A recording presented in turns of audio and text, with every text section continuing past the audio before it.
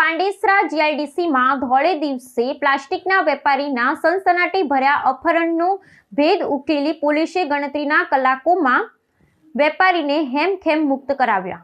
સુરત અને તાપી પોલીસના સંયુક્ત ઓપરેશન દ્વારા ફિલ્મી ઢબે પાર પાડવામાં આવેલી આ કાર્યવાહીમાં ગુનેગારોને દબોચી લેવામાં મોટી સફળતા મળી છે।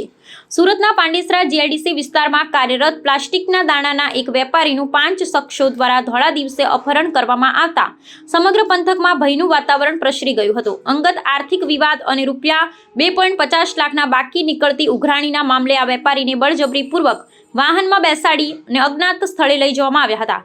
ઘટનાની જાણ થતાં જ સુરત શહેર પોલીસ સક્રિય થઈ હતી અને ગુનેગારોનો પીછો કરવા માટે ટેકનિકલ દેખરેખ તથા નાકાબંધીના આદેશો જારી કરવામાં આવ્યા હતા। વેપારીને મુક્ત કરવા માટે સુરત અને તાપી પોલીસે એક સંયુક્ત વ્યૂહરચના ઘડી કાઢી હતી, જેમાં આધારે તાપી જિલ્લાના વ્યારા ટોલનાકા પાસે શંકાસ્પદ વાહનને આંતરવામાં આવ્યું હતું।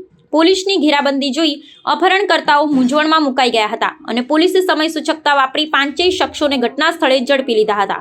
પ્રાથમિક તપાસમાં બહાર આવ્યું છે કે ધંધાકીય લેતી દેતી અને બાકી નાણાંની વસૂલાત માટે આ આખું કાવતરું રચવામાં આવ્યું હતું, જેમાં આરોપીઓએ કાયદો હાથમાં લઈ વેપારીનું અપહરણ કર્યું હતું।